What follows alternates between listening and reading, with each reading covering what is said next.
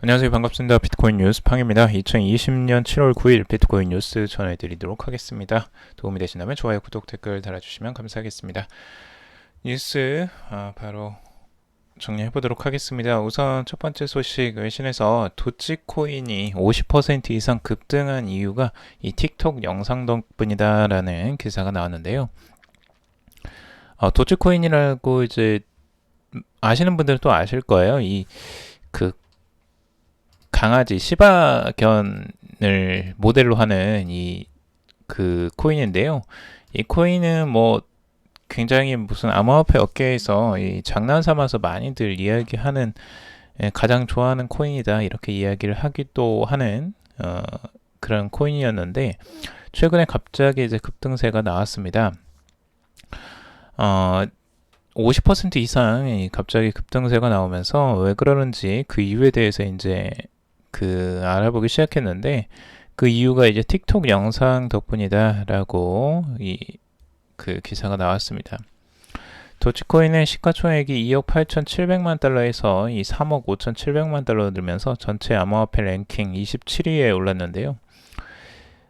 급등하게 된 계기가 이 틱톡 유저 이 제임스 갈란테라는 이 유저가 5일 전에 우리 모두 부자가 되자라는 내용의 영상을 올렸다고 합니다. 이 영상에서 그는 25달러씩 비트코인에 투자하기를 권유하고 있는데 이 도치코인 시세가 매우 낮은 수준이라면서 이 1달러가 될 때까지 기다린다면 1640달러를 갖게 된다라고 설명을 하고 있습니다. 이 기사 송출 시점 기준에서 해당 영상은 57,100개의 좋아요와 약 4,000개의 댓글이 달린 상태라고 하는데요. 이러한 영상이 소셜미디어 상에서 화제가 된 이후로 도치코인은 강세를 보이면서 최근 24시간 동안 약 50%가 이렇게 상승을 했다고 합니다. 결국 영상 하나로 이렇게 이제 코인의 시세가 등락이 좌지우지 되는 상황이 이제 벌어지고 있는데요. 이거는 일시적인 이제 현상으로 좀 보여지고요. 어떤 뭐 가치를 평가받아서 그리고 이제 매수세가 굉장히 커서 뭐 이렇게 됐다기보다는 한때 유행으로 지금 이제 번지는 것 같습니다. 그래서 이런 현상들이 이제 발생할 때 조금 더 이제 암호화폐들이 그만큼 많이 출렁임들이 있고 외부의 영향을 쉽게 받는다라는 걸 우리가 알 수가 있어요. 그래서 투자를 하시는 분들은 이 부분은 굉장히 좀 조심스럽게 좀 보셨으면 좋겠고요. 항상 언제나 이 등락이 크게 나올 수 있다. 이렇게 올라가는 게 있으면 당연히 떨어지는 것도 있겠죠. 지금 50%가 하루 만에 올라갔다면 50%가 하루 만에도 떨어질 수 있다라는 거 꼭 염두에 두시고 투자를 하시는 게 좋을 것 같고, 추가적으로 지금 이제 트론의 이 창시자인 저스틴 선이 이 본인의 트위터를 통해서 이 현상을 보고 이제 오늘부터 우리는 틱톡 컨텐츠에 더 신경을 쓸 것이다 라고 말을 했습니다. 트론 영상이 어떻게 바이럴 되는지 기대해 달라 라고 말을 했는데, 결국에 마케팅에 또 그 천대같이 지금 이 틱톡에 이런 영향들을 또 눈여겨보고 있네요. 그리고 또 마케팅에 이제 활용을 하겠죠. 과연 트론이 이런 마케팅을 하면 과연 이런 현상들이 또 나타나게 될 수 있을지 한번 지켜봐야 되겠네요. 우선 이런 현상들, 단기적인 현상들이라는 거 여러분들 참고적으로 좀 보시길 바라고요. 재미로 보셨으면 좋겠습니다. 자, 현재 시세들, 우선 알트코인과 비트코인의 시세들 같이 보면 비트코인이 살짝 올랐습니다. 2.09% 상승을 했고요. 그리고 이더리움도 3.67%가 상승을 했습니다. XRP가 좀 눈에 띄는데요. XRP가 10.87% 상승으로 마감을 했습니다. 최근에 계속 하락만 하다가 이 흐름들이 살짝 바뀌는 양상들을 보여주고 있고, 비트코인 캐시, 비트코인 SV 다 올랐고, 지금 카르다노 에이다도 계속 상승세를 이어갔습니다. 10.59% 상승세가 나왔고요. 대부분 알트코인들 3에서 10%까지 계속 크게 상승하는 모습들이 나왔습니다. XRP가 조금 이제 다른 모습을 보여서 차트를 한번 봤는데요. 이 차트가 지금 이 하향 추세에서 이걸 깨고 올라오는 모습을 지금 보여주었습니다. 그래서 꽤 좋은 모습을 지금 보여주고 있는데요.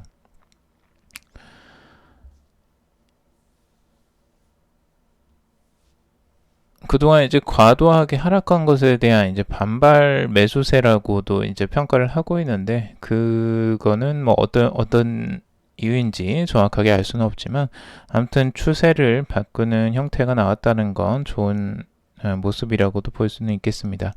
우선 추세가 깨졌으니까요. 그래서 엑셀피는 지금까지 계속 이제 하락세를 계속 면치 못하고 있었는데, 이제 조금 탄력을 받는 것인지 아니면 알트코인 전체가 지금 탄력을 받는 것인지 한번 두고 봐야 되겠습니다. 자, 그리고 업비트 지금 코인 임의 발행 논란으로 이 코스모 체인 상장 폐지를 했다는 소식입니다. 국내 암호화폐 거래소인 업비트가 이게 최근 코인 임의 발행으로 논란이 된 코스모 체인의 상장 폐지 결정을 내렸다는 소식인데요. 업비트는 7일 홈페이지 공지를 통해서 오는 10일 오전 11시에 코스모 체인 거래 지원을 종료한다라고 밝혔습니다. 출금은 다음 달 5일까지 지원을 한다고 하는데요. 이 업비트의 이 코스모 체인 이 상장 폐지 이유로는 이 타 프로젝트와의 인수 합병으로 거래소와 사전 협의되지 않은 디지털 자산의 기술적 변동과, 그리고 두 번째는 출처 및 용도가 불분명한 코스모 체인 임의 추가 발행 및 이에 대한 사전 공지 미이행을 들었다고 합니다. 업비트는 이 임의 발행을 통해 이 디지털 자산의 발행수를 변경하는 것은 투자자의 자산에 결정적인 영향을 미칠 수 있는 재무적 변동 요소로 판단된다며, 이와 같이 중요한 정보에 대해 공시 의무를 이행하지 않은 점을 근거로 거래 지원 종료를 최종 결정했다라고 밝혔습니다. 이 코스모 체인은 이 스핀 프로토콜을 지난달 29일날 인수하면서 양사가 발행한 코즘과 스핀을 통합하는 새로운 코인 코즘을 16억 8,899만 개를 발행한다고 밝혔습니다. 그러나 이 과정에서 신규 코즘 수량이 기존 발행된 코즘과 스핀의 발행량보다 많다는 의혹이 불거졌는데, 이 투자자들이 직접 조사한 결과 3억 4,900만 개가량이 더 발행된 것으로 알려졌다고 합니다. 해당 논란이 제기되자 이 코스모 체인 측은 사과와 함께 이미 발행된 물량을 회수해 소각하겠다고 나섰지만, 이 업비트는 결국에 상장 폐지 결정을 내리게 된 것입니다. 현재 코즘은 업비트를 비롯해서 빗썸, 지닥에 상장되어 있는데요. 빗썸은 지난 2일 코즘을 투자 유의 종목으로 지정한 바도 있습니다. 그래서 여러분들 투자하시는데 이 부분을 유의하시고 보시길 바라겠습니다. 자, 그리고 포스트 코로나 시대 이 블록체인 활성화되려면 인식의 전환이 필요하다라는 말이 이 블록체인 앤 AI 서밋 마블스에서 나왔다고 합니다. 이 제9회 블록체인 앤 인공지능 서밋 마블스 서울 2020 행사가 지난 7일 서울 르메르디앙 호텔에서 열렸다고 합니다. 이날 행사의 마지막 세션에서는 국내 블록체인 협회 및 학계 전문가들이 참석해서 코로나19 이후에 이 블록체인 전망과 전략을 말하다라는 주제로 이 패널 토의가 진행이 됐다고 하는데요. 패널 토의에는 이 김영주 한국 블록체인 산업진흥협회 이사장, 그리고 최수혁 한국 블록체인 스타트업 협회 회장, 그리고 박수용 한국 블록체인 학회 회장이 참여를 했다고 합니다. 사회는 이 김영준 고려대 정보보호대학원 교수가 맡았다고 하는데요. 포스트 코로나 시대에 이제 블록체인 기술을 활용한 비즈니스가 경제적 이익과 실용화로 이어지기 위해서는 이 기존 사고 방식의 틀을 깨야 된다라는 필요성을 강조를 했다고 합니다.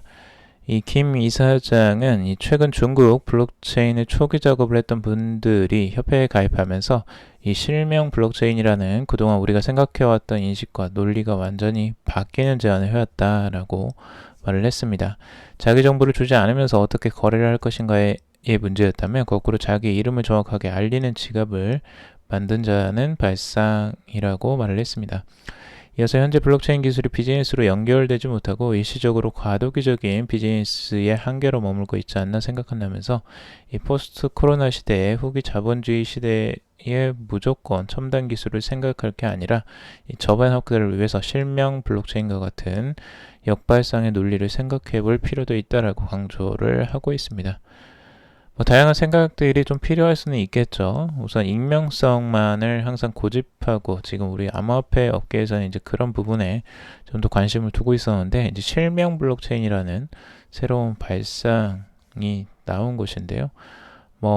기술적으로든 그런 부분들은 다시 한번 실제 도입의 가치들이 있을 수도 있기 때문에 생각의 확장은 좀 필요해 보입니다.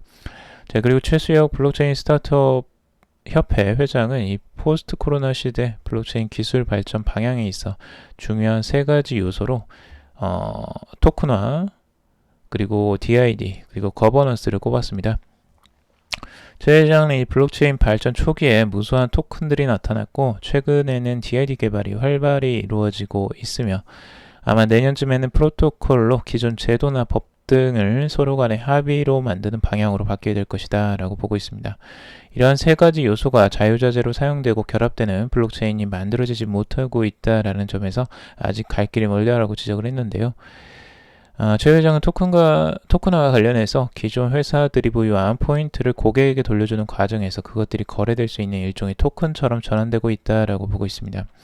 그 예로 국내에서는 람다 256이 얼라이언스를 만들어서 이 공동 포인트 시스템을 다양한 회사들이 활용하고 있다라고 했는데요. 지금까지는 한 회사가 이제 포인트를 만들어 주도하는 중앙화된 포인트 시스템이었다면 이제 서로 신뢰할 수 있는 탈중앙화된 공동 시스템의 포인트를 만들고 있는 것이다라고 보고 있습니다. 이러한 방식이 활성화되면서 이제 사람들이 자신의 얼라이언스를 만들고 포인트를 만들어서 토큰화시키고 거래하는 형태로 변화할 수 있다라고 전망을 하고 있습니다. 자, 그리고 앞으로 이제 블록체인 시장에 대한 전망들이 추가적으로 또 나오고 있는데 이 부동산 집합 투자 및 수익 배분 서비스와 관련해서 향후 증권형 토큰 시장이 활성화될 것으로 예상을 하고 있습니다. 앞으로 이제 굉장히 빠른 시간 내에 STO 시대로 변모하게 될 것이다 라고 말을 했는데요. 이 비대면 시대의 가장 중요한 부분은 돈을 어떻게 모으는가 하는 부분인데 돈을 모으려면 시장을 개방해야 하고 글로벌 기준에 뒤처지지 않으려면 이 STO를 허용할 수밖에 없다라고 보고 있다고 합니다. 결국엔 앞으로는 이제 이 거래 자체가 그리고 돈을 모으는 방식들이 증권형 토큰 방식이 일어날 것이다라고 예상을 하는 것 같습니다. 그래서 이제 부동산도 이제 집합 투자 방식으로 할 때 그 자금들을 모으는 방식이 이제 증권형 토큰, 결국에는 이제 부동산 지분을 이제 쪼개는 거죠. 잘게 쪼개가지고 그걸 토큰화 시키는 형태로 가게 되면 이 투자의 효과도 훨씬 더 극대화될 수 있고 훨씬 더 이 자금을 모으는 게 훨씬 더 편리하고 수월하지 않을까라고 전망을 하는 것 같습니다. 앞으로 이런 시대가 곧 열릴 것으로 저도 좀 전망이 되는데요. 결국엔 우리가 갈 수밖에 없는 길이 아닌가라는 생각도 듭니다. 자, 그리고 중국의 이 증감회 전 주석이 암호화폐 필연적이다, 중국 규제 입장을 바꿔야 된다라고 발언을 했다고 합니다. 이 샤오강 중국 증권감독관리위원회 전 주석이 이 암호화폐에 대한 중국의 규제 변화가 필요하다라고 말을 했는데요. 암호화폐는 이 디지털 시장의 일부가 될 수밖에 없다라고 하면서 중국이 빠르게 성장하는 암호화폐 시장을 위한 올바른 규제를 도입해야 한다라고 주장을 하고 있습니다. 제7일날 이제 온라인으로 열린 제19회 중국 금융 40인 포럼 연설에서 이 디지털 경제 변화를 받아들이기 위해서 중국이 발빠르게 움직여야 된다라고 주장을 하면서 이런 말을 했습니다. 디지털 자본시장 발전은 이 구조적 변화라는 문제에 직면해 있다라고 하면서 암호화폐 거래소 같은 인프라는 미래에 필연적으로 생겨날 것이다. 그리고 이러한 구조적 변화에 중국이 어떻게 대응할 것인지가 중요하다라고 설명을 했습니다. 또 전 주석은 디지털 자본 시장에서 상품과 서비스의 경계가 모호해진다면서 하지만 기존 법률과 규제는 이러한 변화를 다루지 못하고 있다라고 지적을 하고 있습니다. 그는 규제기관이 투자자, 소비자를 보호하려다가 이 규제 균형을 잘못 잡게 되면 큰 문제로 이어질 수 있다라고 보고 있는데요. 앞으로 이러한 이제 규제들이 중국에서 규제 입장이 좀 바뀌어야 된다라고 보고 있습니다. 이 암호화폐에 대해서도 적극적으로 꼭 필요한 부분이다라고 지금 언급을 하고 있는데요. 과연 중국에서 이 암호화폐 거래가 지금 되지 않고 있는데 이 거래를 실제적으로 합법적으로 할 수 있게 될지 한번 주목해 봐야 될 것 같고요. 중국에서 또 거래가 된다면 이 암호화폐 시장이 훨씬 더 이제 커질 가능성이 있지만 아무래도 지금 이제 CBDC를 발행하기 전이기 때문에 그리고 CBDC가 어떻게 이제 진행이 되느냐에 따라서 그 향방이 좀 달라지지 않을까. 그래서 올해 이제 중국의 디지털 위안화인 이 CBDC가 나왔을 때 그 파장을 한번 보고 행동에 나서지 않을까 좀 보여집니다.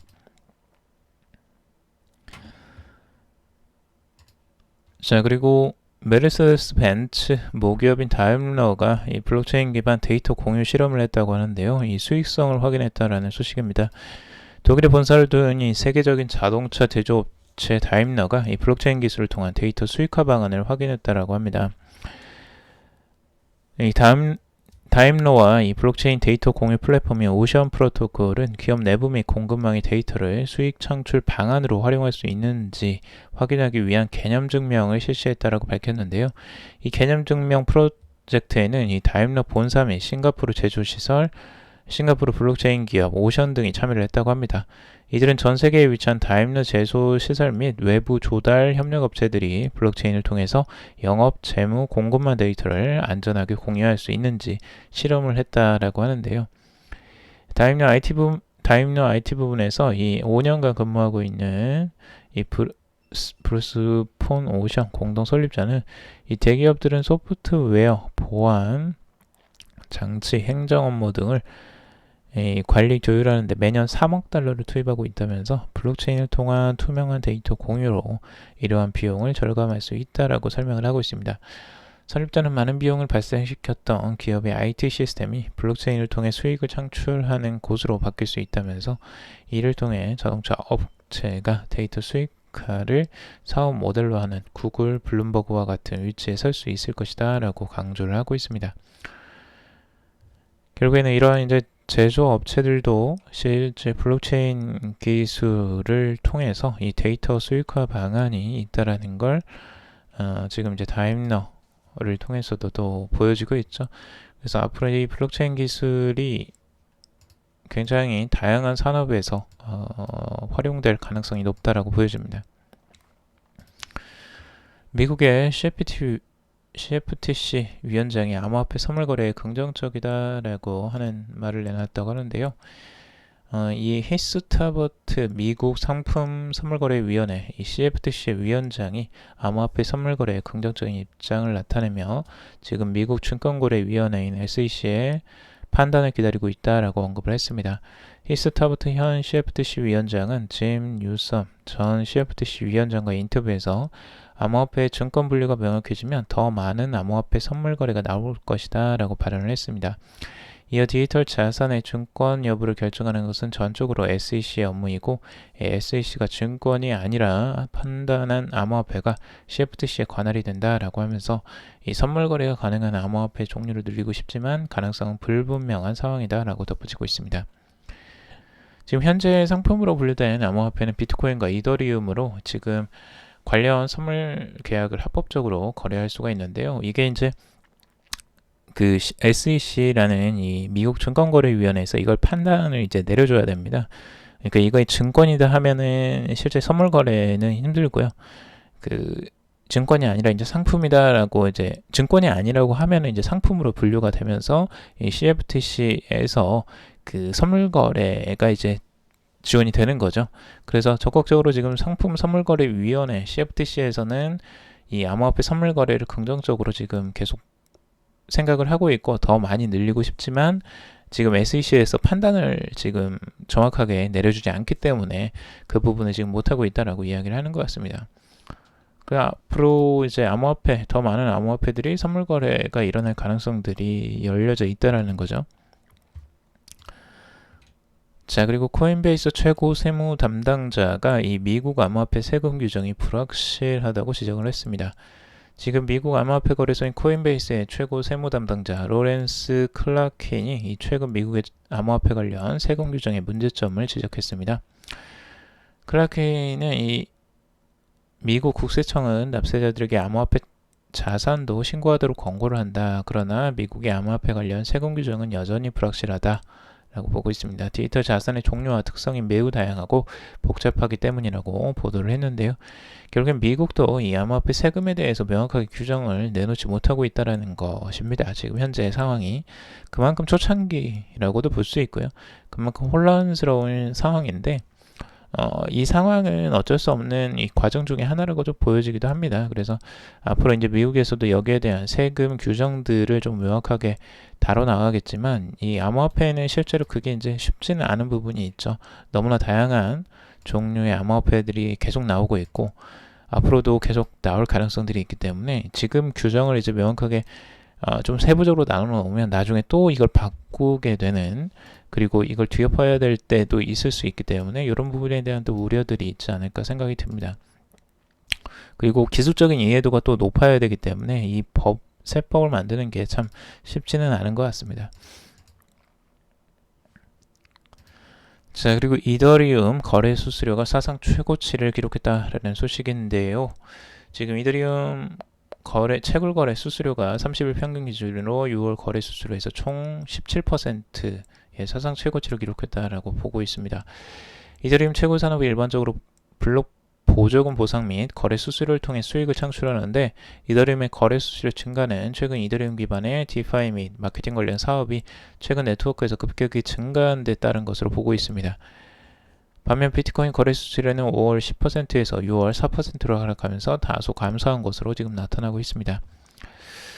결국엔 이더리움의 거래 수수료가 이제 사상 최고치를 기록했다라는 부분들은 아무래도 이제 이더리움 기반의 디파이 영향이 좀 큰 것 같습니다. 디파이라는 건 이제 탈중앙 금융이라고 해서 이 암호화폐를 그 담보로 해서 실질적으로 암호화폐를 좀 빌려주는 이런 형태입니다.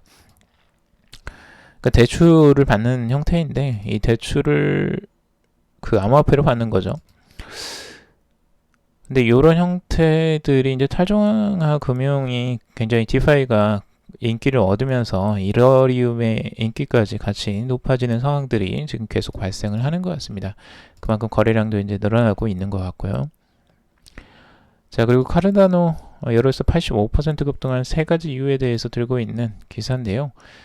카르다노가 이제 상승한 이유는 어제도 한번 말씀을 드렸습니다. 우선 첫 번째 이유가 이 카르다노를 완전히 탈중앙화 지분 증명 네트워크로 변화시키도록 설계된 이 셸리라는 건데요. 이 셸리라는 것으로 이제 하드 포크를 진행을 하고 있습니다. 지금 29일 날 예정된 셸리 메인넷 업그레이드가 기다리고 있는데 여기에 대한 기대감의 반영으로 지금 보고 있습니다. 그래서 여기에 대해서 이제 스테이킹 기능을 앞으로 도입을 카르다노에서 이제 하게 되면 투자자들이 수익 창출 기회가 높아질 것이란 이 기대감이 가격에 반영이 되었다라고 보는 게 지금 첫 번째라고 보고 있고요. 이 기사에 따르면 두 번째는 장기적으로 지속됐던 이제 저항선을 돌파를 했다라고 보고 있습니다. 높은 장벽으로만 보였던 0.107달러 선을 이 저항선을 넘어선 것이 투자자들에게 자신감을 제공했다라고 설명을 하고 있습니다. 그리고 최근에 이제 분산금융 디파이 시장의 급성장 역시 카르다노 상승사에 긍정적인 역할을 하고 있다고 보고 있는데 이 카르다노의 블록체인 네트워크는 대규모 디파이 애플리케이션 처리가 가능할 만큼 이 구조적으로 효율적이라는 점에서 디파이 시장이 새로운 성장 기회가 될 것이다 라는 전망도 나오고 있습니다. 자, 오늘은 여기까지 정리를 해봤습니다. 여러분들 도움이 되셨길 바라고요. 도움이 되셨다면 좋아요, 구독, 댓글 달아주시면 감사하겠습니다. 투자에 관련된 정보들은 참고사항일 뿐이고 조언이 아니니 투자하실 때 여러분들 스스로 꼭 판단하시고 결정하시길 바라겠습니다. 금일도 방송 들어주셔서 정말 감사합니다.